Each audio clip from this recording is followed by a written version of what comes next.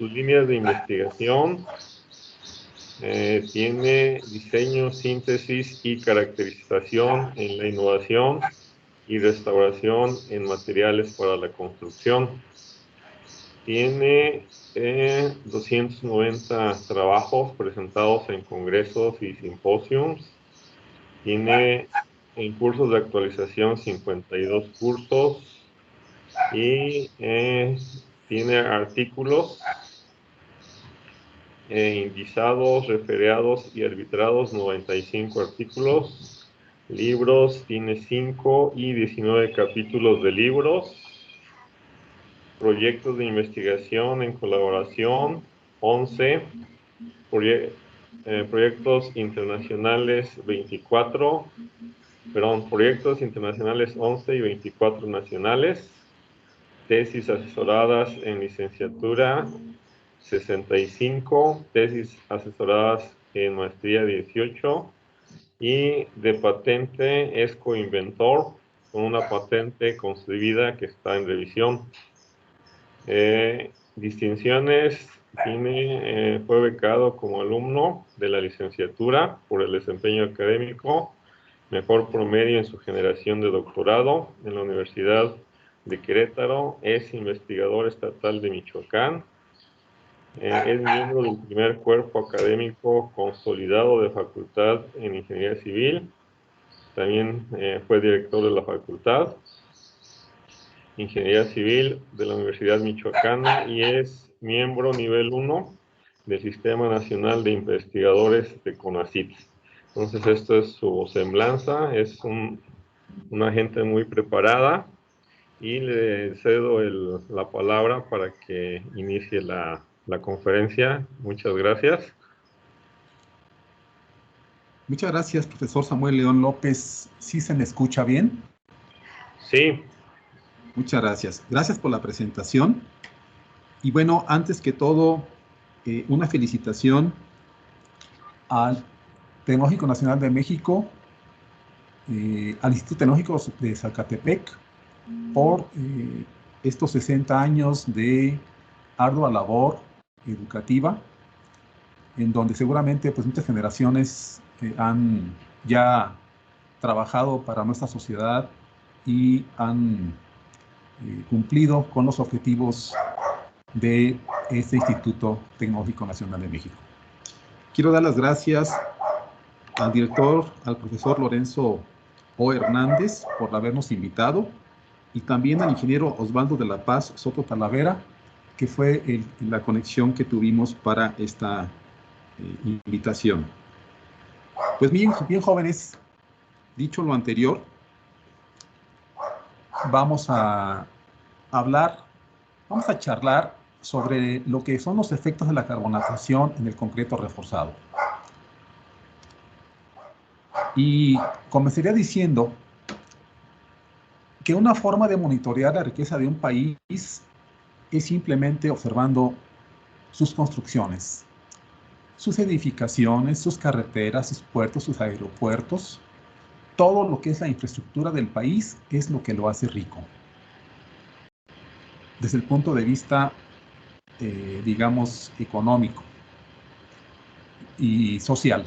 Desde este punto de vista, todos disfrutamos de un buen trazo en las ciudades, de un buen funcionamiento de nuestras instalaciones en las escuelas, en los hospitales, en las iglesias.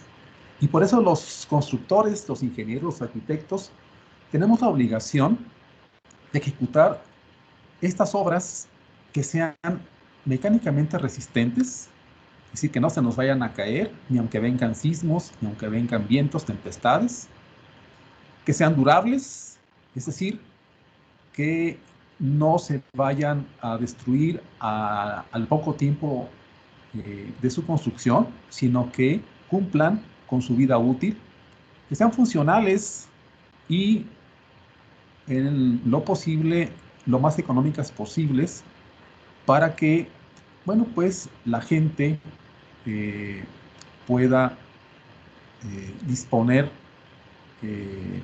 adecuadamente de la infraestructura y además nuestros clientes no queden satisfechos cuando tengamos construcciones que ejecutar. Como ustedes saben, después del agua, el cemento Portland es el material más utilizado a nivel mundial. El cemento, junto con el agua, junto con los agregados pétreos, que son arenas y gravas, forman lo que es el concreto. Y el concreto casi siempre se utiliza reforzado con varillas.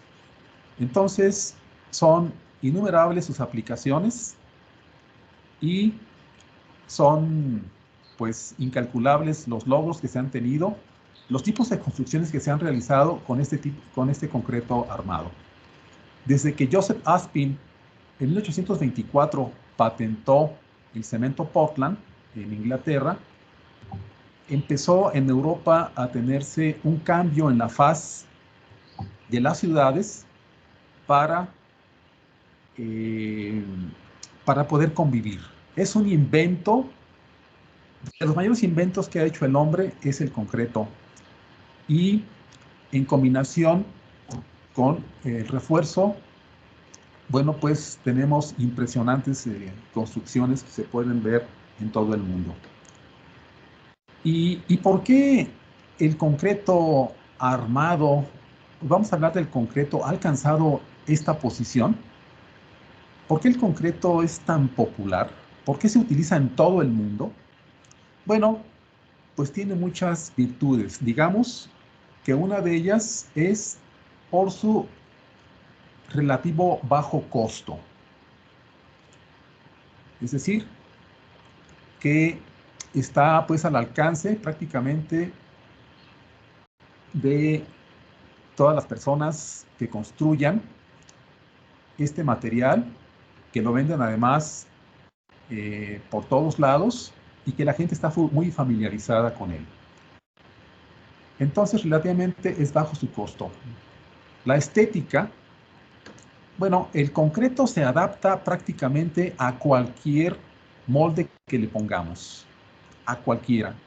Entonces, podemos lograr todo tipo de edificaciones con, si queremos hacerlas muy rebuscadas, pues lo hacemos. Si lo queremos hacer sencillas, como muchas veces lo hacemos los ingenieros, también se puede.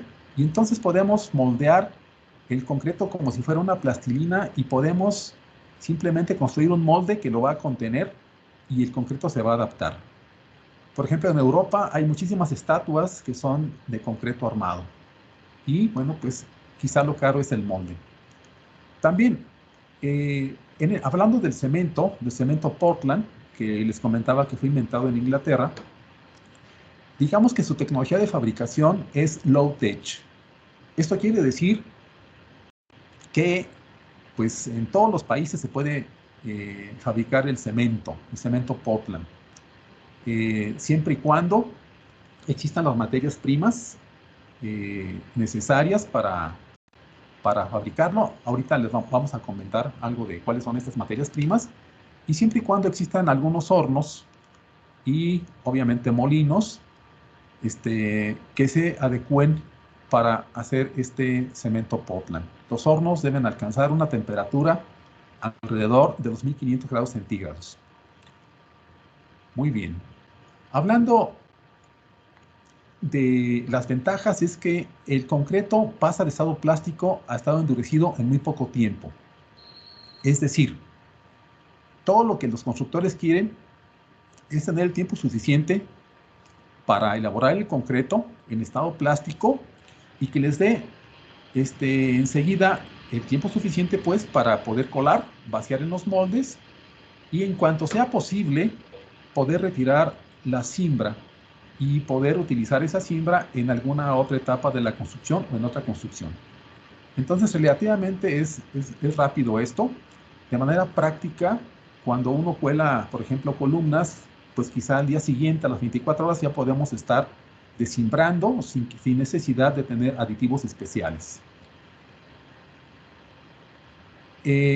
Otra de las ventajas que tiene el concreto es su alta resistencia a compresión y demás solicitaciones mecánicas. Su principal característica, digamos, o cuando menos el índice con el que se identifica mejor, es cuánto resiste a compresión. Se dice que mientras más resista, tiene mejor calidad. Entonces hay concretos, digamos, que se les llaman pobres porque resisten muy poco, del orden quizá de 50 kilogramos por centímetro cuadrado. Hay concretos que son para cadenas, castillos, pisos, que resisten del orden de 100 a 150 kilogramos por centímetro cuadrado. Pero hay concretos de más calidad, de 200 kilogramos por centímetro cuadrado hacia arriba, ya se consideran estructurales. Y bueno, resisten mucho a la compresión. Y el acero que está inmerso en este concreto generalmente es quien le ayuda a soportar las fuerzas de tensión. Y entre ambos pueden trabajar, por ejemplo, para soportar flexión, torsión y todo tipo de esfuerzos. Otra ventaja que se tiene es que se requiere de poco mantenimiento. Relativamente, ustedes pueden quizá ver su escuela y bueno, pues lo que generalmente se utiliza es darle una pintada, pero si fue bien calculado, seguramente va a resistir, como decíamos, su propio peso, solitaciones dinámicas, como sismos y bueno, el movimiento del mobiliario y todo lo que se le coloque encima a la estructura. Y bueno, hablando del tema de carbonatación, vamos a ver lo que es la durabilidad. La durabilidad es un tema que en los últimos años ha estado muy en boga porque antes se creía que las estructuras debían durar prácticamente, decían, toda la vida. O sea, 50 años en adelante, 60 años, 100 años, pero se vio que muchas estructuras a los pocos años o algunas, inclusive a los pocos meses de haber sido construidas, se empezaron a deteriorar. Y bueno, pues entonces ahora hay mucha normatividad. Ya no nada más se diseñan las estructuras por resistencia mecánica, sino también por durabilidad. Bueno, vamos a hablar sobre este material, digamos, que yo les digo que es maravilloso, que es el concreto hidráulico. Y que mucha gente, pues, lo utiliza inclusive mucho en autoconstrucción. Pero, bueno, hay atrás de él, de su elaboración, toda una tecnología para que resista más, salga más barato y dure más también. Entonces, el concreto, básicamente, de un 60 a un 75%, está formado en volumen por agregados, que son gravas y arenas. Se prefiere que tengan muy buena granulometría, es decir, que tengan muchos tamaños estas arenas y gravas para que den una mayor densidad y una mejor compacidad al concreto. Lo que es la pasta constituye de un 25 a un 40% del contenido total en volumen de un concreto. La pasta está formada por el cemento Portland y por agua. Y finalmente también tenemos aire, que este aire es muchas veces atrapado cuando se efectúan los colados y también forma parte intrínseca de lo que es el concreto. El consumo per cápita de cemento Portland en México es aproximadamente de 300, 320, 350 kilogramos y lo cual corresponde casi a un metro cúbico de concreto. Es decir, nos toca a cada uno de nosotros 300 kilogramos cuando menos. Pero también se tiene el problema a nivel mundial de que el cemento es muy contaminante. Por cada tonelada de cemento que se fabrica, se arrojan a la atmósfera aproximadamente de 600 a 800 gramos de dióxido de carbono. Y este dióxido de carbono, pues, es de los gases tipo invernadero que tanto perjudican al mundo. Bien, en función de los diseños que se hagan, de las combinaciones de cemento, agua, aire, agregados finos y gruesos, pues está la calidad que tienen los concretos. Hablando del cemento Portland, bueno, pues este nombre se ha conservado hasta nuestros días para describir un cemento que se obtiene de una minuciosa mezcla de materiales calcáreos y arcillosos y otros materiales que puedan contener sílice, alúmina u óxidos de hierro y se forman a 1500 grados centígrados y después se les adiciona yeso para regular su fraguado. Entonces, ¿de qué están hechos los huesos que nosotros tenemos? Pues prácticamente calcio. Entonces, ¿qué es el cemento? En 2/3 partes es calcio, óxido de calcio.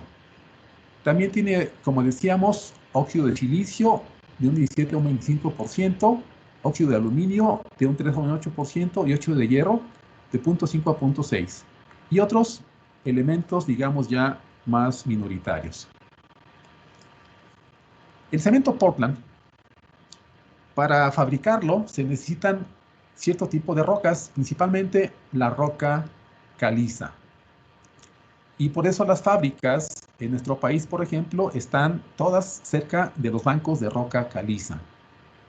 Veamos el Estado de México, veamos el Estado de Hidalgo. Bueno, tienen muchísimas cementeras porque, bueno, tienen estos bancos por ahí. Entonces, también puede ser hematita, esquistos, pizarra. Son las rocas necesarias, algunas de ellas, para fabricar el cemento. Es la materia prima. Y como elementos componentes, el oxígeno, el silicio, el calcio, el aluminio y el hierro son elementos que se obtienen entonces de estas materias primas. Los óxidos que componen el cemento, óxido de calcio, óxido de silicio, óxido de aluminio y óxido de hierro, y se forman dentro de lo que es el cemento 4 compuestos principales, los que son el silicato tricálcico, el silicato dicálcico, el aluminato tricálcico y el aluminio ferrito tetracálcico. Esta es la química del cemento. Y todos los cementos que Portland que se fabrican tienen los mismos 4 compuestos, pero en diferentes proporciones.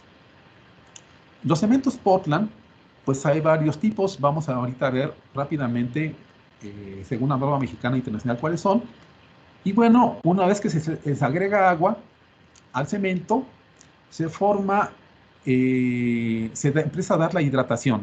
La hidratación es el proceso químico mediante el cual reacciona el cemento Portland y el agua y empieza una vez que pasa el fragado inicial y el final, empieza a obtener dureza mecánica y por lo tanto, esa resistencia es la que nosotros queremos que tengan nuestras construcciones.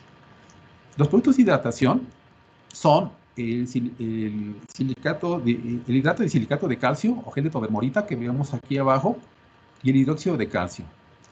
Ya cuando nosotros agregamos el agua, mientras más silicato de calcio hidratado se tenga, es mejor. Es la médula del concreto. Vemos aquí, por ejemplo, cómo se hidrata el cemento Portland. Tenemos en esta diapositiva la combinación de arena y cemento sin agua. Después se empieza a agregar agua, empieza la hidratación y se da un proceso de hidrólisis en donde se forma ese hidrato de silicato de calcio que a cada partícula de cemento se le van formando esta especie de gel y también se forman otros componentes como óxido de calcio, hidróxido de calcio y a medida que hay una segunda fase de hidratación van alrededor de estos granos creciendo este gel y se van uniendo entre sí de tal manera que en una segunda fase de hidratación, una tercera fase, cada vez más se forman estos hidratos de silicato de calcio hasta que finalmente lo que queremos es que esas ligas que existen entre las partículas de cemento, esas rodeen completamente a los agregados pétreos y se tenga una masa homogénea y compacta, de tal manera que sea densa, lo más densa posible, y vamos a tener muchas ventajas al respecto. Decíamos que hay ciertos tipos de cemento hay una norma mexicana que es la NMXC 414, que tenemos aquí en el lado izquierdo. Y bueno, México tiene 6 tipos de cemento: el cemento Portland ordinario, cemento Portland puzolánico, cemento Portland con escoria de alto horno, cemento Portland compuesto, cemento Portland con humo de sílice y cemento con escoria granulada de alto horno, que no es Portland por su bajo contenido de clinker. Tenemos clases resistentes 40, 20, 30R, 40 y 40R, todo en megapascales. Y tenemos 4 de sus características especiales, que aquí las tenemos. Esta norma mexicana se nace a partir de hace aproximadamente 22 años, porque antes utilizábamos la norma ASTM 150, que tiene 5 tipos prácticamente de cemento. Y bueno, estos tipos de cemento son los que se utilizan, digamos, en México, de acuerdo a la norma mexicana y a norma internacional. Bueno, quiero comentarles algo muy importante para los que estudiamos el concreto. Hace más de 100 años hubo un profesor, el doctor Rufus Abrams, que estableció la ley de la relación agua-cemento. Es muy importante para todos los que construyen. Él hizo una gráfica que más o menos estima lo siguiente: mientras más pequeña sea, mientras más alta sea la relación agua-cemento, pues se va a tener una resistencia, digamos en este caso, de 80 o baja. Pero si nosotros, por ejemplo, tenemos una relación agua-cemento menor, por ejemplo, de 0.5, tendríamos entonces una resistencia de 330. Entonces, ¿qué va de 80 a 330? Pues un gran aumento en la resistencia, simplemente variando esa relación agua-cemento. Entonces, lo que se ve mucho en la práctica es que los constructores, muchas veces por facilidad de colado, le ponen mucha agua más de la que se necesita y por lo tanto se obtienen bajas resistencias. En cambio, si se reduce la relación agua-cemento, es decir, la cantidad de agua en relación al cemento, entonces aumenta su resistencia. Y esto no tiene nada más que ver con la resistencia mecánica, sino también con la durabilidad. Para estructuras que tengan, o sea, que se quiera que tengan alta durabilidad, pues se recomiendan relaciones agua-cemento que sean menores a 0.41. De aquí hacia atrás se puede tener un concreto que sea durable. Atrás de esto hay mucha tecnología. Claro que no es tan fácil de colar porque, pues, se dicen los maestros de obra que se siente muy dura, muy gravuda, y bueno, lo que hay que utilizar son las buenas tecnologías, vibradores adecuados, aditivos adecuados que nos puedan dar esa facilidad de colado. Si no, en una obra real, pues prácticamente lo que hacen para facilidad de colado es ponerle más agua, lo que nos perjudica. Entonces, para esta situación de relación agua-cemento, decíamos agua-cemento, se tiene que, si tenemos una relación agua-cemento baja, se incrementa la resistencia a la compresión y a la flexión, es decir, mecánicamente. Se tiene una menor permeabilidad y por consecuencia una mayor hermeticidad y menor absorción. Más resistencia al intemperismo, mejor unión entre capas sucesivas en los colados, mejor adherencia entre el concreto y el acero, aumenta la resistencia a la corrosión, que es la corrosión es la oxidación destructiva en un material y por lo tanto pues se tiene una mayor durabilidad. Ahorita vamos a hablar sobre este fenómeno de la corrosión, que tiene que ver con el tema pues de carbonatación. La carbonatación es uno de los factores que pueden originar la corrosión en el concreto armado. Es nada más uno porque hay muchos factores. Y bueno, hay menores cambios volumétricos, por lo tanto, menor formación de grietas. Todo esto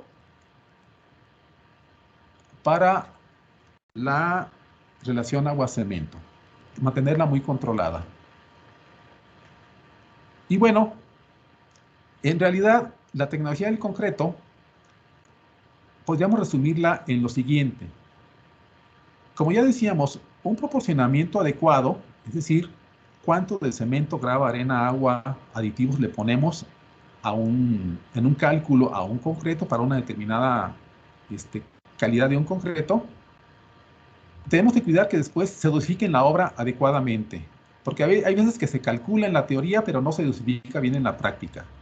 Que se mezcle en una revolvedora el tiempo suficiente, que se coloque, es decir, que se vacíe, que se cuele adecuadamente, que se consolide, que se acabe y que se cure esta mezcla de concreto para tener un buen resultado.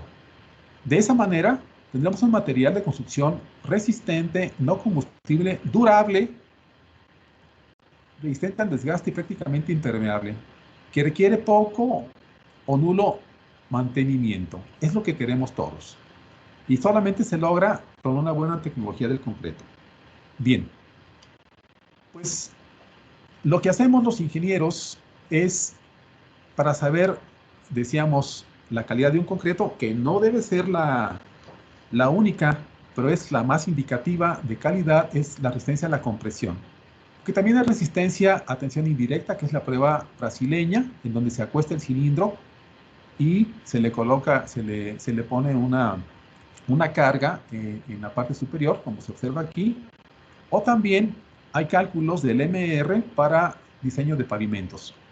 Pero bueno, ¿qué sucede en un concreto cuando ya se coló, se vació en una columna, en una losa, en una cimentación, en una zapata, en lo que se quiera? ¿Qué sucede? Que este concreto, una vez que fragua, finalmente empieza a tomar, a tener resistencia mecánica, en este caso a la compresión, y que bueno, esa resistencia en porcentaje, aquí se ve, puede llegar a un 100% teóricamente cuando pasen los 28 días. Si nosotros a ese concreto le damos, no lo curamos, es decir, el curado es la reposición del agua que se evapora en un concreto. Si no lo curamos, pues entonces va a tener una menor resistencia, como se ve aquí en la línea amarilla. Si lo curamos 3 días, aumenta un poco su resistencia. Si lo curamos 7 días, aumenta más. Entonces, si queremos un mejor resultado, pues curemos cuando menos, como aquí se ve, cuando menos nuestros concretos, cuando menos 3 días, si se puede 7 días, y si se puede más tiempo, hasta los 28 días, sería lo óptimo.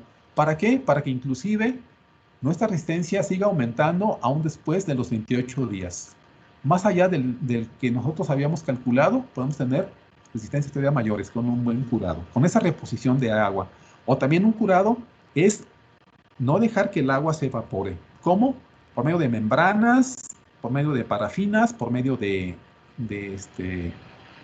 hules que impidan que se evapore esa agua. Bueno, entonces, ¿por qué fue todo lo anterior? Pues es para poder hablar del tema de durabilidad del concreto.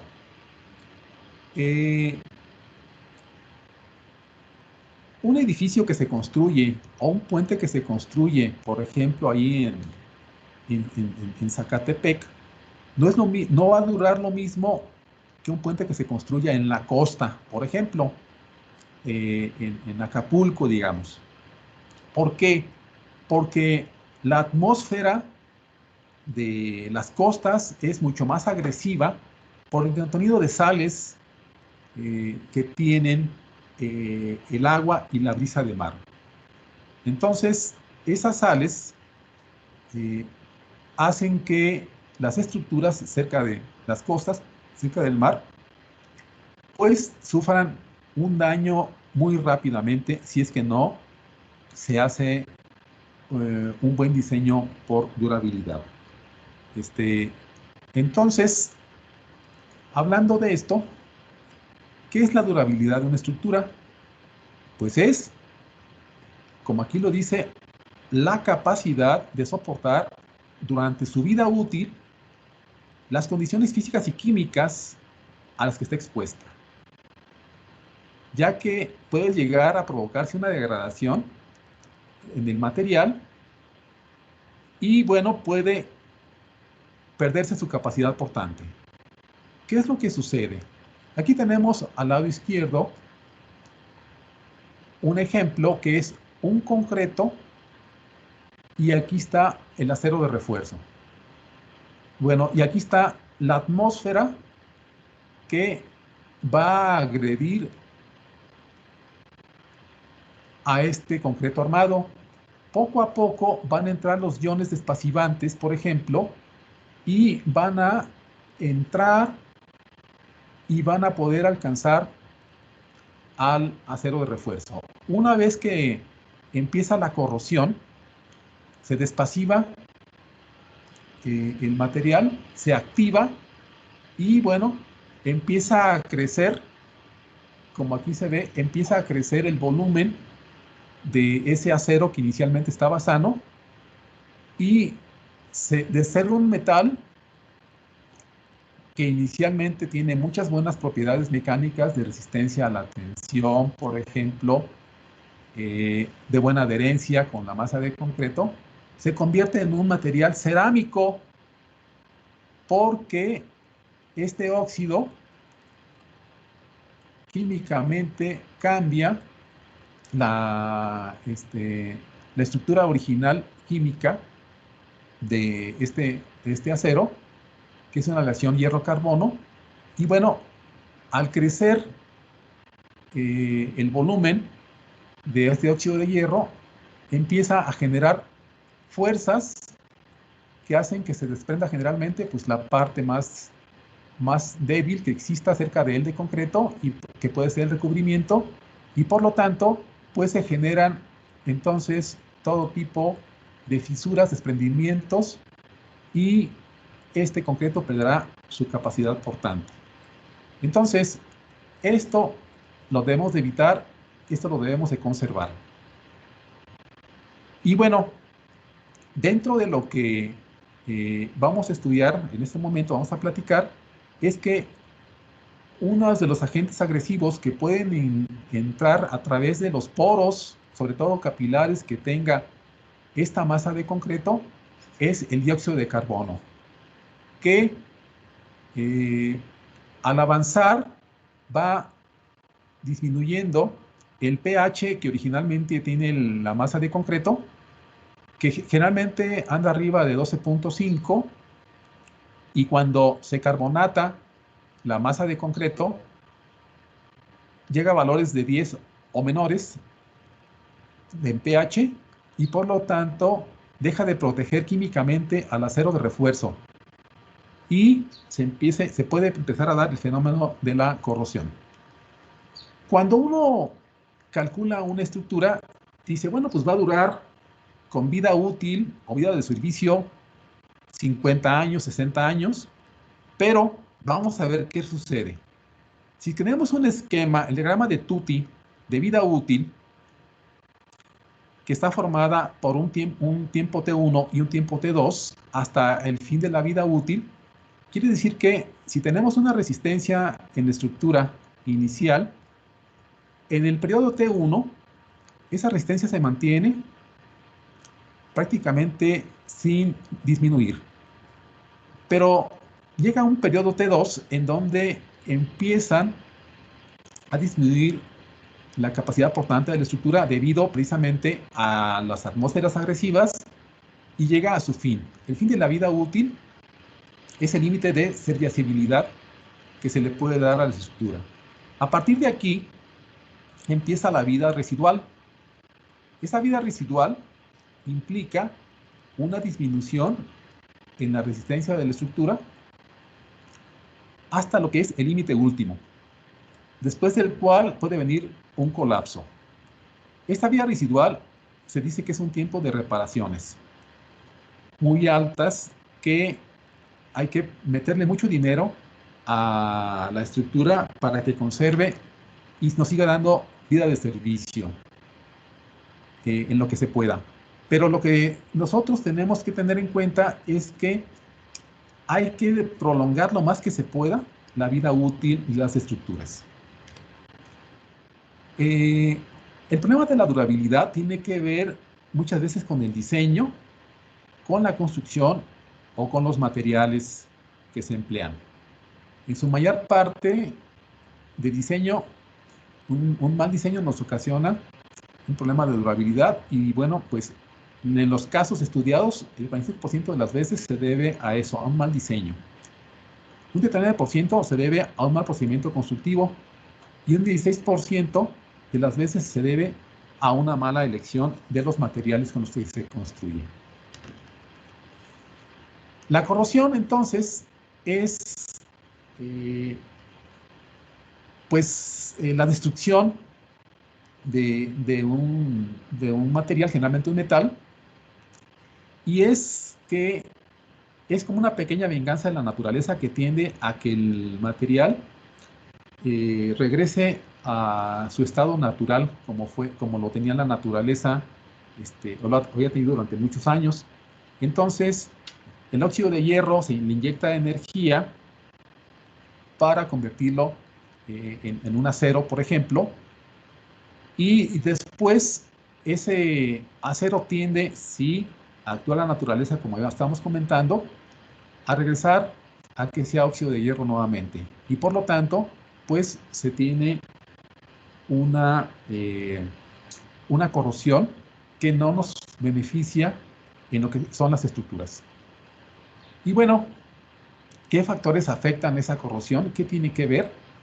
Bueno, pues tiene que ver la dosificación. Si no se dosifica adecuadamente, como decíamos, pues va a haber una corrosión temprana. Aquí estas fotografías que están en la parte de abajo y las de la derecha fueron tomadas por nosotros en un muelle mexicano. Vean cómo aquí prácticamente pues queda una parte del acero de refuerzo, pero ya todo lo que era la pila en el concreto, pues eso ya no funcionó. Aquí se ve como una pila ya perdió todo su recubrimiento y las varillas están corroídas. Bueno, la compacidad y homogeneidad tiene que ver con que a mayor compacidad y homogeneidad, mayor resistencia a la corrosión. El espesor del recubrimiento tiene que ver con que a mayor espesor, pues va a tardar más tiempo el ion despacivante o el dióxido de carbono, por ejemplo, en este caso, en llegar al acero de refuerzo y activar a la varilla para que empiece a corroerse. El efecto del oxígeno pues es muy importante. Cuando no hay oxígeno, no se da prácticamente el fenómeno de la corrosión. Tiene que haber oxígeno.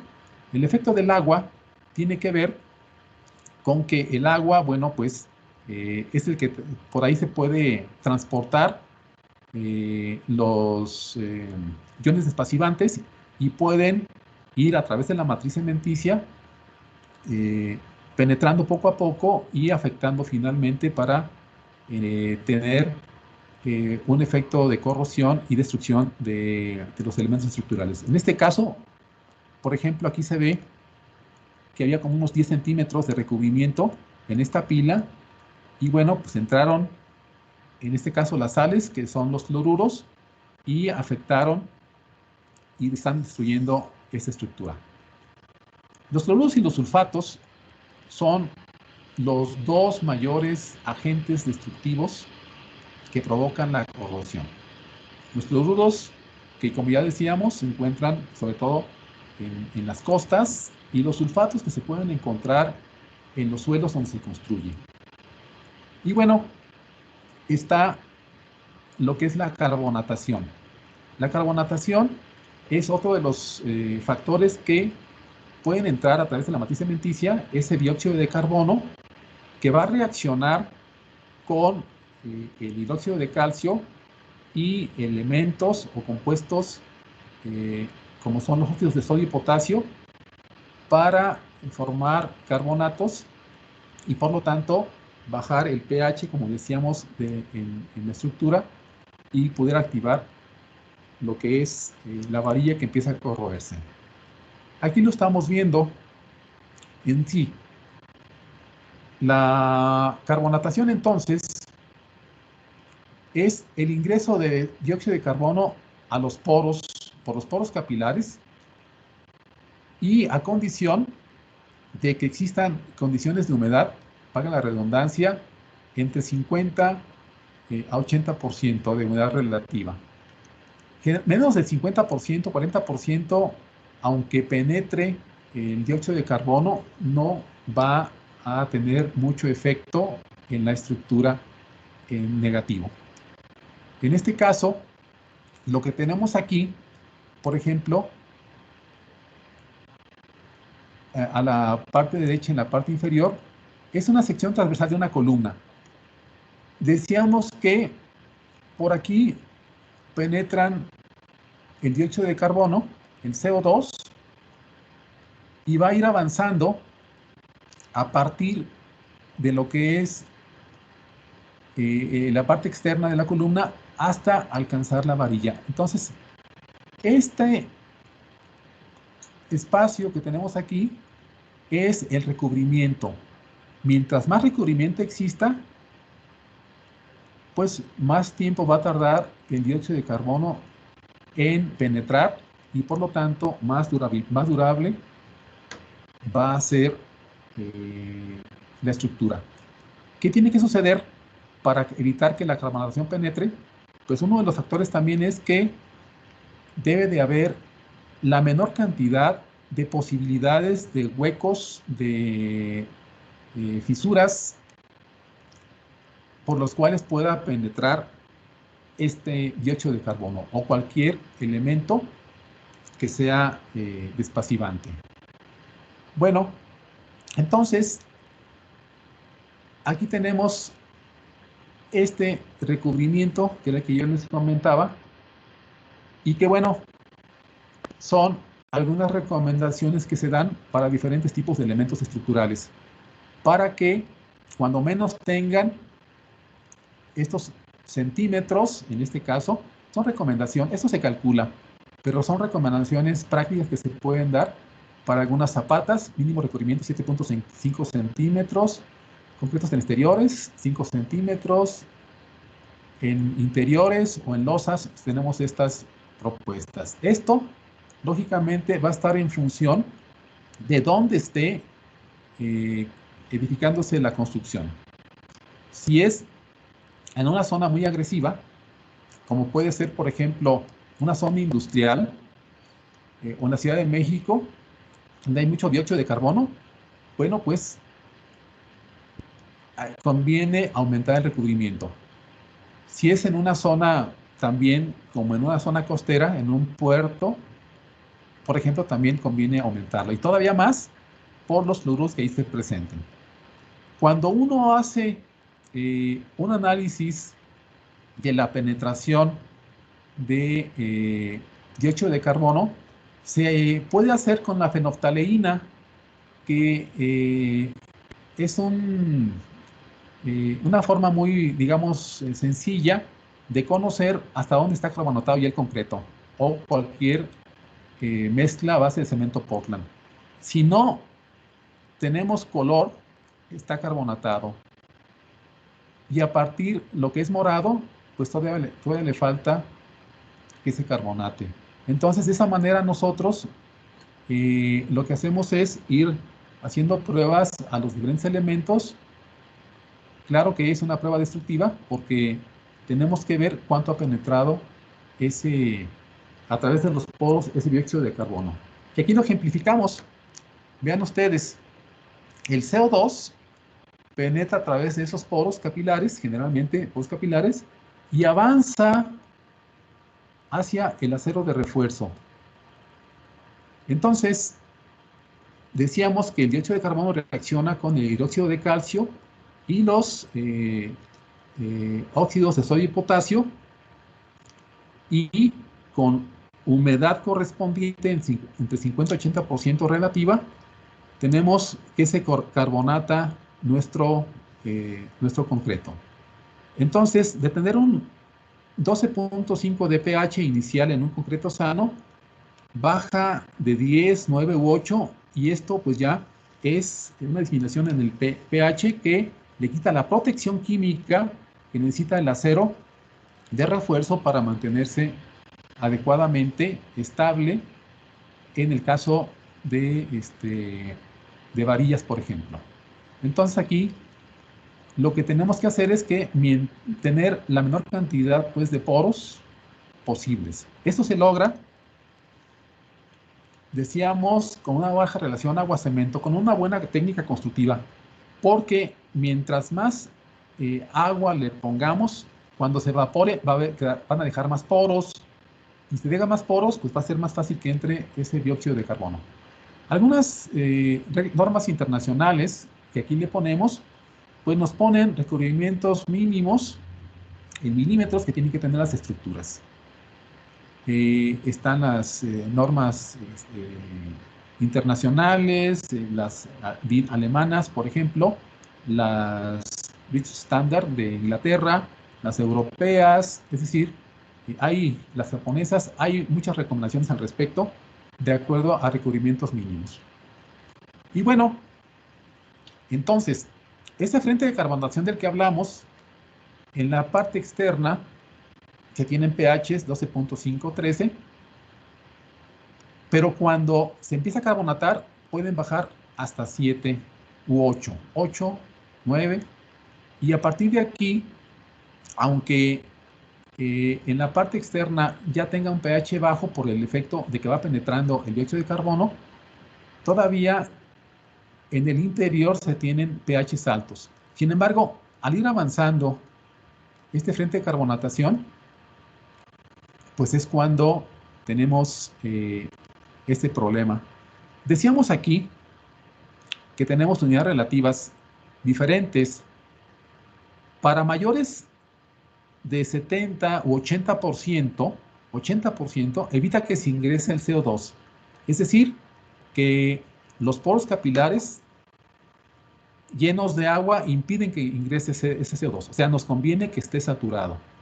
También humedades relativas abajo del 40-50% no van a tener ningún efecto de reacción de dióxido de carbono con los elementos alcalinos o el hidróxido de calcio que esté en el cemento. Para que haya carbonatación, problemas, la humedad relativa puede estar entre aquí 50-70% o entre 50 a 80%. Se avanza rápidamente la carbonatación. Y bueno, aquí tenemos que hay una fórmula muy fácil con la cual podemos calcular el frente de carbonatación. Esta es la penetración del CO2. Hay una constante de carbonatación. Y bueno, esta constante depende de la calidad que tenga nuestro concreto.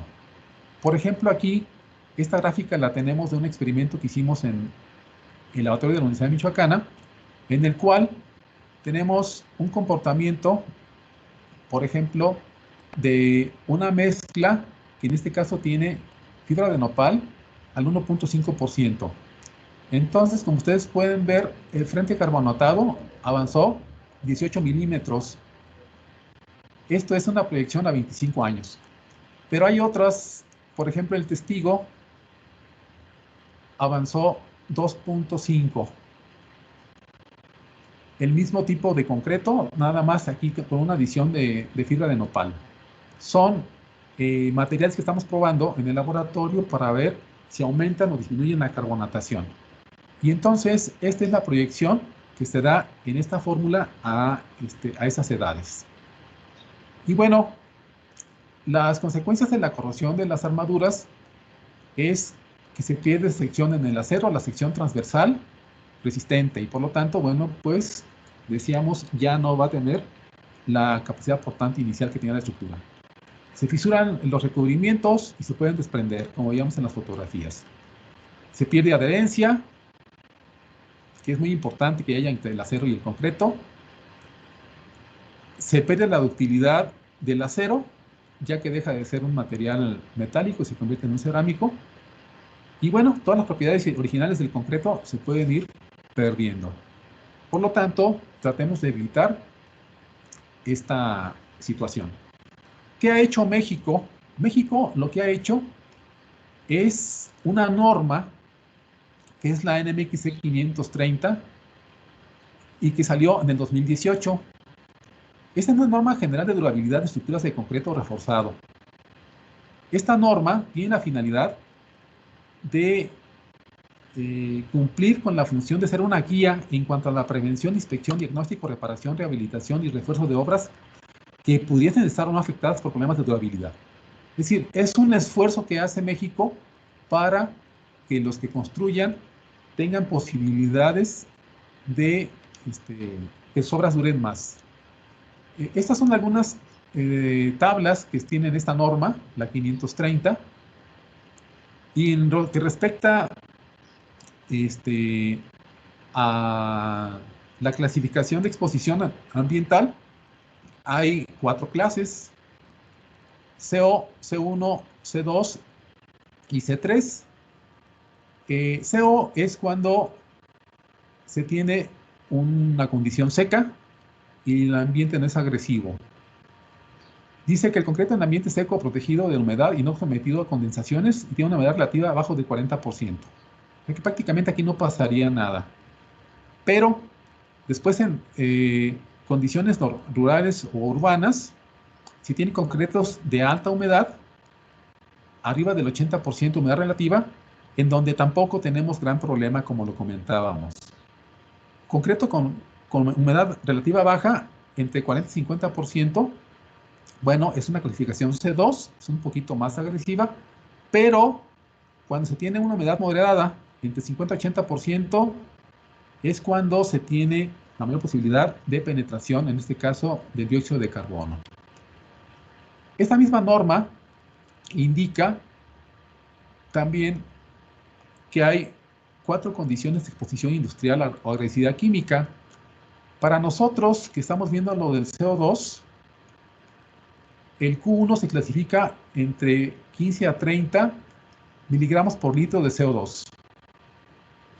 Después tenemos el Q2 entre 35 a 60%, digo, 35 a 60 miligramos de CO2 por litro.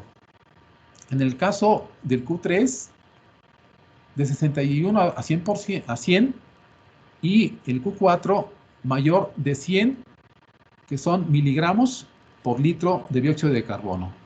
En este caso, es para tener que ver en dónde vamos a edificar, y a partir de ahí nos dan estas recomendaciones. Fíjense bien, estos son los requisitos de durabilidad en una clase de exposición a la que esté sometida la estructura. La norma dice: máxima relación agua-cemento. Va a estar en función de si el concreto es reforzado o es preesforzado. Para la clasificación CO, que veíamos que es el ambiente muy seco, pues puede ser de 0.60 sin ningún problema. Vamos a hablar del concreto normal. Y a medida que va aumentando las condiciones de humedad, entre 50 a 80%, en este caso, la mínima sería de 0.50 la relación agua-cemento. Y aquí nos dan otras condiciones. También cuando hay agua de mar, origen distinto al agua de mar. Y esta sería la agresividad química que estábamos viendo en la tabla anterior, que para Q1, 0.50 relación agua-cemento, Q2, 0.45, Q3, 0.40 y Q4, 0.40. Ya les comentaba, la relación agua-cemento mínima que se tiene para condiciones severas de agresividad es 0.41. Aquí nos están marcando en la norma 0.40. Y bueno, ya nos dicen que contenido mínimo de cemento por metro cúbico, pues nos dan ya las cantidades que tenemos que tener para que no tengamos problemas prácticamente y hacer las estructuras durables. Y nos dan los recubrimientos mínimos en milímetros, que van aumentando conforme aumenta la agresividad. En este caso, por ejemplo, vemos para un caso de agresividad química Q4 cuando menos tenemos que tener 60 milímetros, 6 centímetros de recubrimiento en partes exteriores de una estructura. Para que tarde más tiempo el ion despacivante, el dióxido de carbono, en llegar a la armadura, activarla y hacerle algún daño. Bueno, pues algunas opciones de solución para aumentar la durabilidad, pues materiales de buena calidad, aguas de mezclado libres de partículas contaminantes, agregados pétreos de alta densidad, cemento que cumpla con propiedades, según la norma 414, que el proceso se realice cuidando todos los aspectos técnicos que involucra y una dosificación adecuada, como la que comentábamos, de lo que son los elementos activos y lo que son los elementos inertes del concreto. Y bueno, aquí tenemos otras opciones de solución que prácticamente refuerzan las anteriores. Bueno, y finalmente quisiera comentar que el Laboratorio de Materiales de la Facultad de Ingeniería Civil, Universidad Michoacana, estamos trabajando para disminuir el consumo de cemento, porque es muy contaminante, poniendo las adiciones verdes. En este caso puede ser un estudio que tenemos adicionándole nopal, y que bueno, nos ha dado algunos buenos resultados. ¿Qué pasa cuando se le adiciona fibra de nopal o mucílago de nopal en lugar de una parte del agua a un concreto, a una mezcla al cemento Portland? Que cuando este nopal cristaliza, ese mucílago pasa el tiempo y cristaliza, y se forman dos biopolímeros que son la huevodelita y la guadelita, y cristalizan como oxalatos de calcio. O sea, eso obtura los poros por los que pueden penetrar los iones pasivantes y dióxido de carbono, y por lo tanto forman una barrera protectora al material. Y bueno, esta propuesta consiste en usar estos productos para como un intento, pues, en morteros, en concretos, en grouts, en todo tipo de elementos lechadas constructivos para disminuir la agresividad del medio ambiente. Están ustedes invitados, si en alguna ocasión quieren hacer un verano de la ciencia con nosotros, un verano del fin, para que en el laboratorio experimenten con estos materiales. Bueno, aquí una parte del grupo de trabajo. Todo esto que hemos visto, lo hemos trabajado en grupo, y pues gracias por su atención. Espero que son exactamente las 2 de la tarde. Haya sido de interés para ustedes esta charla. Y queda a sus órdenes. Muchas gracias. Gracias, doctor, por la exposición. Pienso que es un área de investigación importante, y le voy a dejar el lugar a ingeniero José Miguel para que modere la sesión de preguntas y respuestas, si las hay, y del reconocimiento. Gracias. Gracias a usted, muchas gracias. Gracias, ingeniero Samuel León. Buenas tardes. Pues primeramente felicitar al ingeniero Wilfrido Martínez Molina por su excelente aportación y participación, y vamos a dar apertura entonces a la sesión de preguntas y respuestas. Jóvenes, si hay por ahí alguna pregunta que quieran realizarla, pueden levantar la mano o por este mismo medio dar su nombre y dar la pregunta. Entonces iniciamos. Si hay alguna pregunta.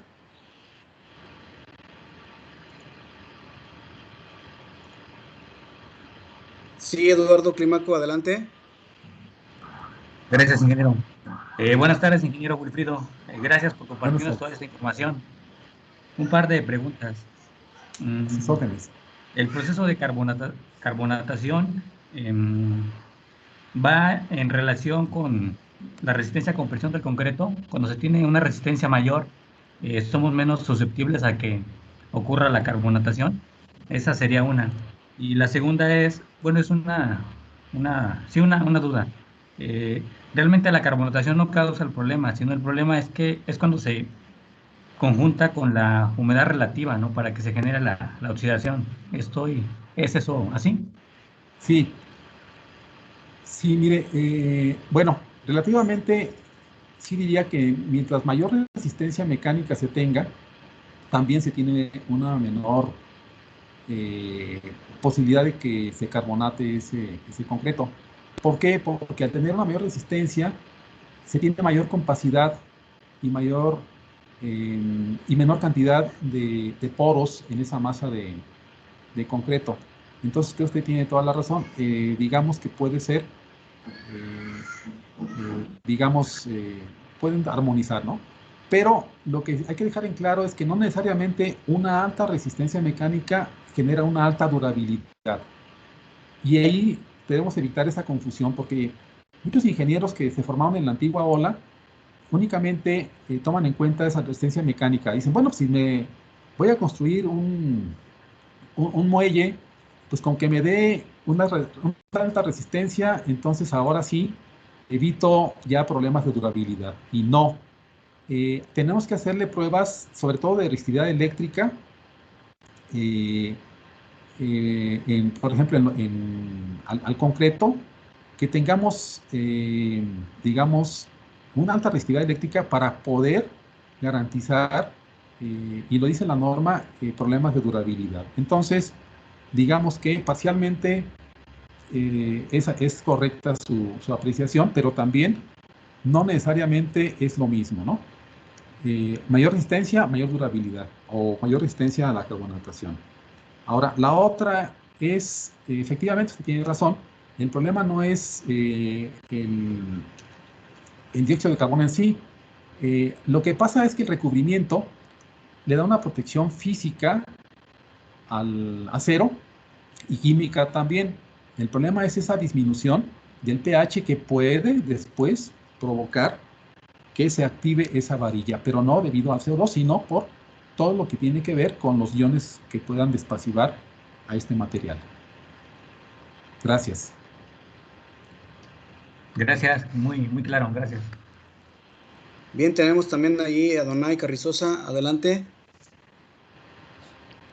Buenas tardes, Guille.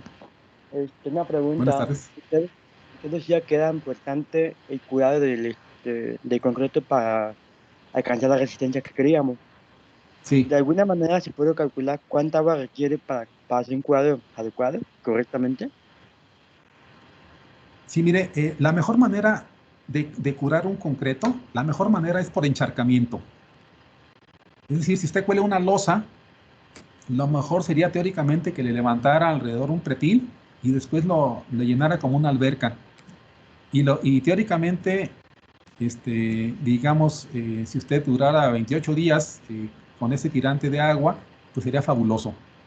Pero como en la obra no es así, entonces lo que se trata es de tratar de evitar que se evapore lo más posible el agua. Es decir, tiene mucho que ver esto con el tipo de exposición a la que esté su estructura, al tipo de alta temperatura y a los vientos que rijan ese cálculo de la humedad.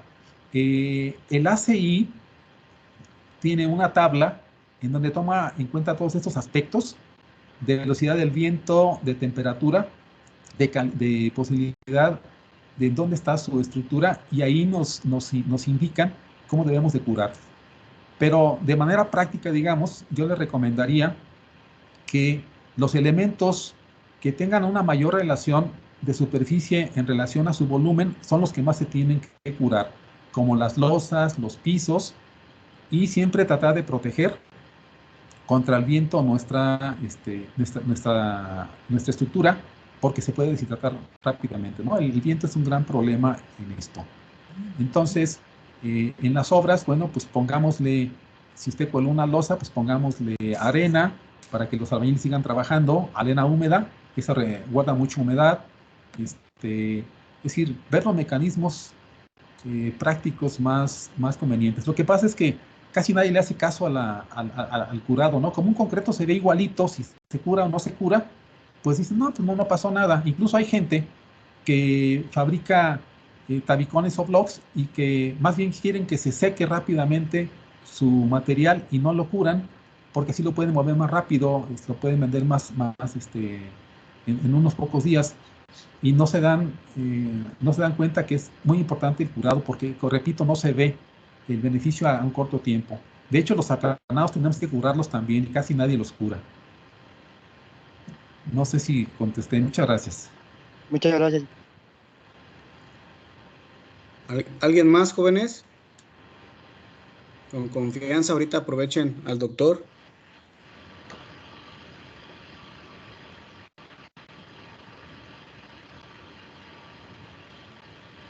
Sin pena, jóvenes.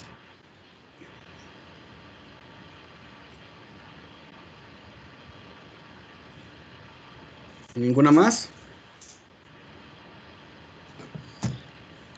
Bien, si no hay ninguna pregunta más, entonces, doctor, pues le agradecemos mucho su valiosa participación, muy enriquecedora, muy importante y efectivamente hay mucho por hacer todavía, hay mucho por estudiar y pues qué bueno que nos dé este tipo de ponencias, son muy gratas, son muy buenas, son muy importantes y nos amplía mucho el gran conocimiento y el saber. Bien, me voy a permitir dar lectura al reconocimiento que en la parte superior central trae el logotipo de la Secretaría de Educación Pública. A un lado de él se encuentra el logotipo del Tecnológico Nacional de México y trae la siguiente leyenda. El Tecnológico Nacional de México, a través del Instituto Tecnológico de Zacatepec, otorga el presente reconocimiento a Wilfrido Martínez Molina por su valiosa participación en la conferencia titulada Efectos de la carbonatación en el concreto armado, en el Congreso Internacional en Tecnología, Innovación y Docencia, CITID 2021, celebrado del 17 al 21 de mayo del 2021, con la fecha de Zacatepec, Morelos, a 20 de mayo del 2021, y viene firmado por el director de nuestro instituto, Lorenzo O. Hernández, y viene sellado por la Secretaría de Educación Pública y nuestra dirección. Y pues bueno, nuevamente agradecerle esta ponencia, esta participación, y por parte también de la Academia de Ciencias de la Tierra, le externamos un fraternal abrazo y le deseamos mucho éxito y agradecemos su participación. Muy bien, pues muchas gracias. El agradecido soy yo. Estamos para servirles y invitamos a los alumnos aquí a la Universidad Michoacana cuando ya haya posibilidades de movernos para que conozcan nuestras instalaciones, nos conozcan y quizá podamos hacer algo juntos. Yo les agradezco mucho, les deseo pues un feliz 60 aniversario a su institución y quedamos a sus órdenes como siempre. Ok, muchas gracias. No sé si quiere agregar algo más, ingeniero Samuel, o damos por terminada la ponencia de la sesión. No, de mi parte sería todo. Ya pueden dar por terminada la ponencia, por favor.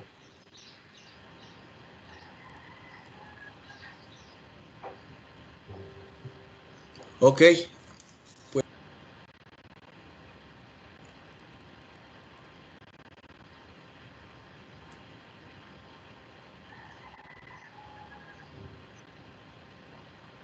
Sí, que tiene apagado su micrófono. gracias. Nuevamente, pues, agradecerles y pedirle a los chicos, chicas, si por favor encienden nada más su micrófono para darle un fuerte aplauso de despedida al doctor y pues en muestra de agradecimiento, nada más su micrófono y vamos a darle un fuerte aplauso y darle las gracias.